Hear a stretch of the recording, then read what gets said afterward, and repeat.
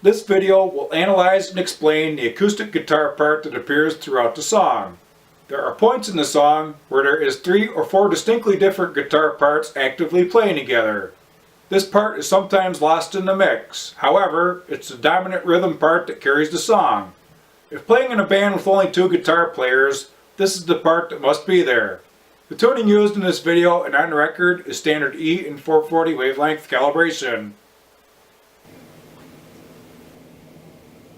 This guitar part can either be played on an acoustic or on a clean electric.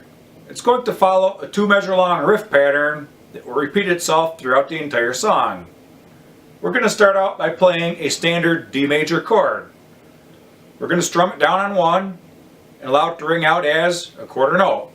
On 2, we strum it down, but this time it only rings out as a dotted 8th note. On which is the final 16th note of the second quarter, we're going to strum it up. On 3, we're going to strum it down for a 16th note. On E, which is the 16th note right after 3, we're going to strum the open E, B, and G strings upwards. With a 4-count lead in, here's what we have so far. 1, 2, 3, 4, 1, 2, a 3 E. Okay, notice the count. 1, 2, a 3 E, and the picking motion, down, down, up, down, up. I'll do that one more time. 1, 2, 3, 4, 1, 2, a 3 E.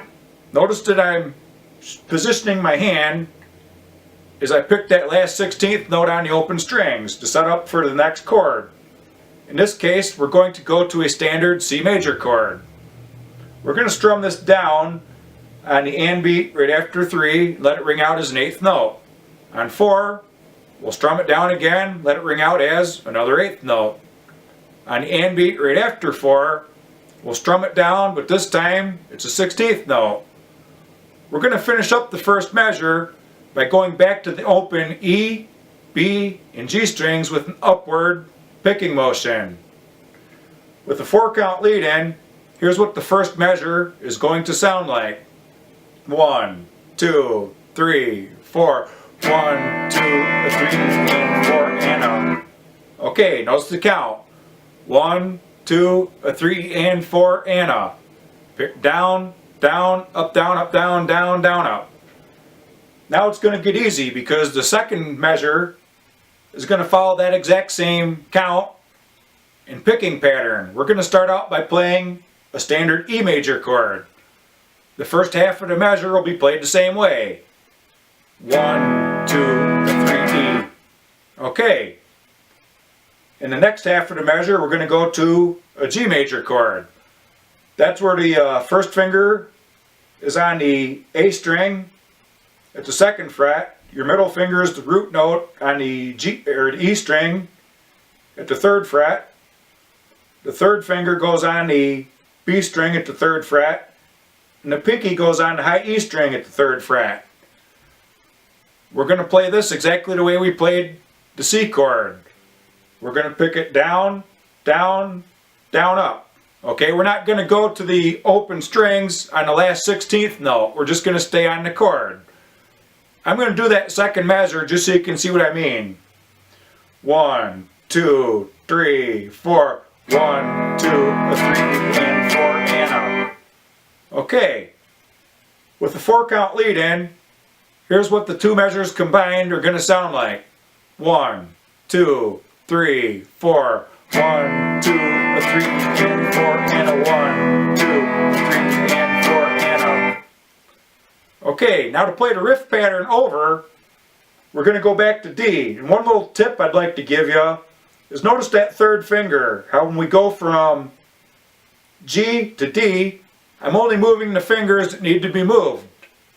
As you become a more experienced player, this is going to come natural. It's something that you should work on if you're not able to do it. With a 4-count lead in, let's play through the riff pattern a few times. I won't count it aloud as I play it. I'm just going to give you the lead in. 1, 2, 3, 4, 1.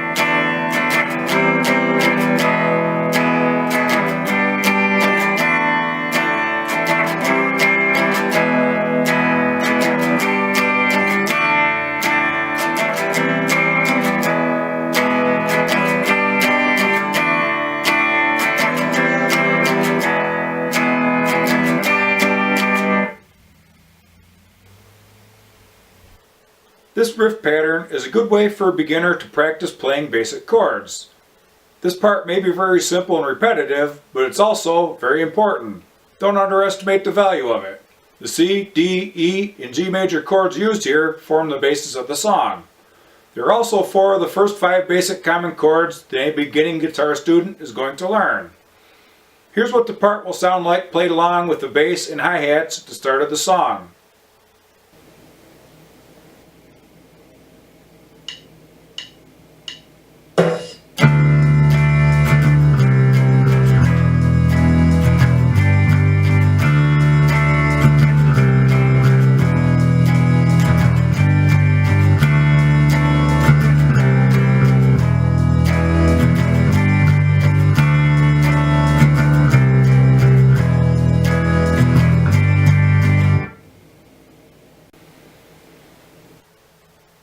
The last thing that we need to cover is the ending.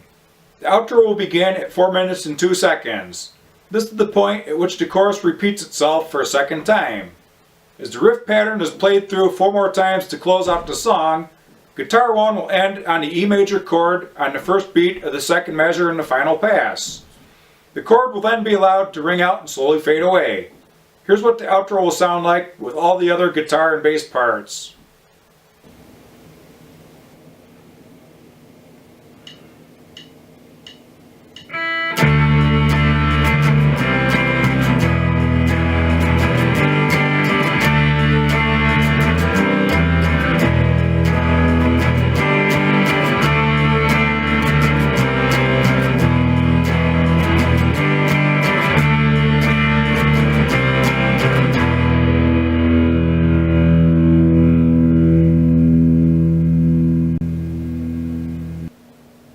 Lastly, this is a good song to play near the beginning of a set.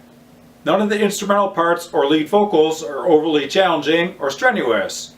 It's a good way for the band to warm up and get comfortable on stage. It also eats up almost 5 minutes. If you plan to play in a typical working cover band, booking its own gigs, you'll need about 45 songs to get through a night. 5 minutes is a lot of time to kill on stage. This song won't necessarily pack a dance floor, but it certainly won't scare out your crowd.